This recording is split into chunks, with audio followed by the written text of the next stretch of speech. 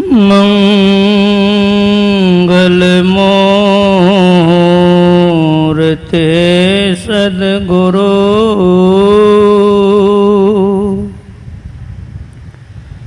मिलवै सर्वाधार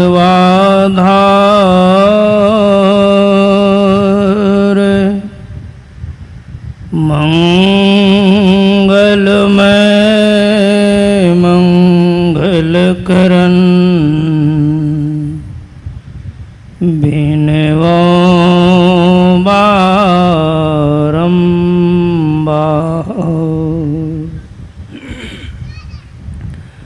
धन्य धन्य सद्गुरु सुखदा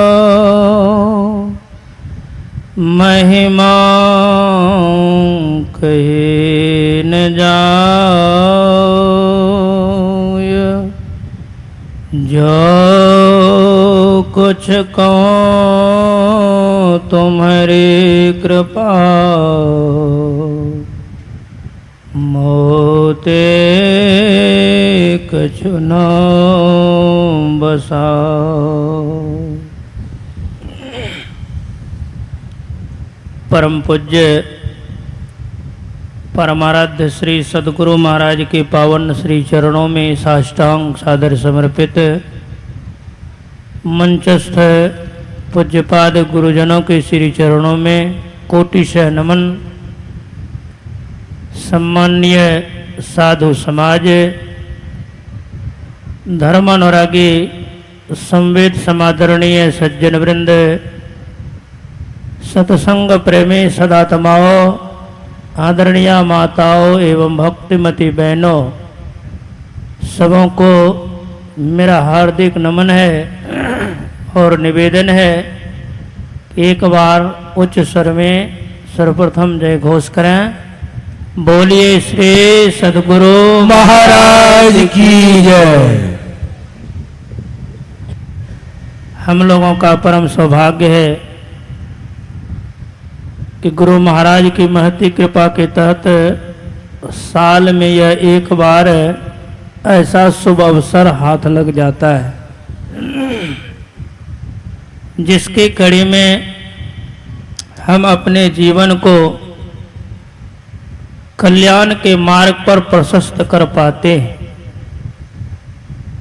चूंकि यह जीव बंधन में पड़ा हुआ है।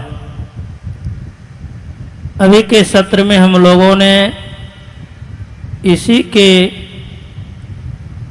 कल्याणार्थ पाठ की कड़ी में श्रवण भी किए। वह क्या है तो मोक्ष। मोक्ष का शाब्दिक अर्थ ही होता है छुटकारा। प्रश्न होगा कि कौन बंधा हुआ है जिनको छुटकारा मिले, तो वो है जीव। बहुत लोग इस शरीर को ही मैं मान लेते हैं। अभी हम लोग सुन रहे थे कि ब्रह्मलीन गुरुदेव बराबर प्रसंगवश कहा करते थे कि जो शरीर को मैं मानते हैं वो सबसे बड़ी भूल करते हैं।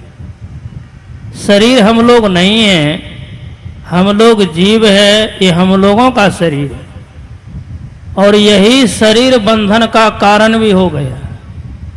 शरीर नहीं होता तो बंधन नहीं होता, सबसे बड़ा बंधन तो यह शरीर ही है। इसलिए मानस में भी चर्चा आई है कि परवश जीव सबस भगवंता, जीव अनेक एक श्रीकंता। यह जीव परवश हो गया है। राधा स्वामी जी महाराज ने भी कहने की कृपा की है कि बंधे तुम गाढ़े बंधन आन, पहला बंधन पड़ा देह का, दूसर त्रिया जान, तीजा बंधन पुत्र विचारो, चौथा नाती मांग। नाती के कह नाती होबे, तब कह कौन ठिकान।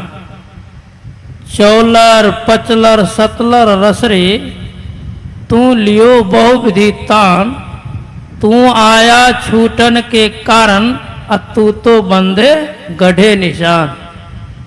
धन संपत्ति और हाट हवेली, इस बंधन का क्या करूं बखान। मतलब एक बंधन होने के कारण ये सारा का सारा बंधन अनायास चढ़ गया। एक बंधन से छूट जाएंगे तो ये सब बंधन अपने छूट जाएंगे। वो कौन बंधन? तो वो पहला बंधन, यानी शरीर का बंधन। शरीर के बंधन से छूट जाएंगे, सब बंधन अपने छूट जाएगा, कोई प्रयास करने की जरूरत नहीं। तो आप कह सकते हैं कि इस बंधन से छूटने के लिए क्या करना पड़ेगा? इसी बंधन से छूटने के लिए योग और ज्ञान का अवलंब लेना पड़ेगा। बहुत लोग ऐसा भी कह सकते हैं कि शरीर तो यों छूटता है। निसंदेह हम आप देखते भी हैं कि कोई माँ के पेट से मरा हुआ बाहर निकलता है, कोई बाहर तो आता है, छठी नहीं हो पाती है, छुट्टी हो जाती है। किन्हीं की सगाई नहीं हो पाती है, संसार से जुदाई विदाई हो जाती है, और मरकर बूढ़ा होकर के तो सब किन्हीं को मरना ही मरना है। इसमें परेशानी की क्या बात? संत महात्मा लोग कहते हैं ये साधारण मृत्यु कहलाती, जिसमें एक शरीर छूटता है, वो स्थूल शरीर। और शरीर रह जाने के कारण जिस शरीर का नाम है, संत वाणी में चर्चा आई है, आराध्य देवी अमृतवाणी के क्रम में कहने की कृपा की है, स्थूल सूक्ष्म कारण महाकारण कैवल्यों के पार। यानी तीन जड़ और एक चेतन शरीर रह ही जाता है। तो जब तक ये शरीर रहेगा तो कर्मानुसार पुनः इस जीव को स्थूल शरीर मिल जाएगा, चाहे जो शरीर मिले। इसके लिए भगवान श्री राम ने अपने प्रजाओं को सदुपदेश के क्रम में कहा है, आकर 4,84,000 योनि भ्रमत यह जीव अविनाशी, फिरत सदा माया कर प्रेरा, काल कर्म स्वभाव गुण घेरा। इन सारे शरीरों से छुट्टी हो जाए, इसके लिए ही योग और ज्ञान की आवश्यकता है, और वह भी जीते जी। चूंकि एक संत हुए दादू दयाल जी महाराज, उन्होंने अपनी वाणी में कहा, जीवत छूटे देह गुण, जीवत मुक्ता हो, जीवत काटे कर्म सब, मुक्ति कहावे सो। जो जीते जी देह के सारे गुण से छूट जाएंगे। सारा गुण का मतलब तमोगुण, रजोगुण, शतोगुण, अंधकार प्रकाश सब, इनसे जो ऊपर हो जाएंगे वही दरअसल में मुक्ति हो। और यह मुक्ति परम संत बाबा देवी साहब के प्रवचन में मैंने पढ़ा।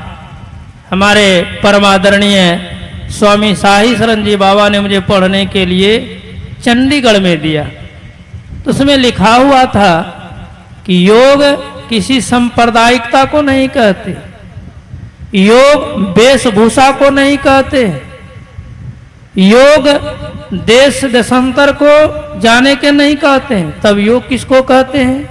जिनसे सारे बंधनों से छुट्टी मिल जाए, योग उन्हीं का नाम। और इस योग को जानेंगे कैसे?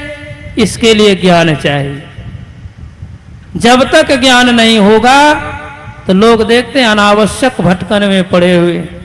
इसीलिए अभी हम लोग पाठ की कड़ी में गुरु नानक देव जी महाराज के वचन में श्रवण कर रहे थे, सतगुरु भेटे ता सहसा टूटे, धावत बरद रहाइए, नीझर झरे, सहज धुन लागे, घर ही परचा पाइए। कि जो संत सदगुरु के शरण में चले जाते हैं, जिनको संत सदगुरु मिल जाते हैं, उनका अनावश्यक भटकन छूट जाता है। और सहसा का मतलब एकाएक आवरण उसका समाप्त हो जाता, अंधकार प्रकाश सब तीनों से वो ऊपर उड़ जाते हैं और घर ही में नीझर झरे परमात्मा की विभूति का वो पान करते हैं। सहज धुनी लागे मतलब समाधि की प्राप्ति होती है। वो घर कौन?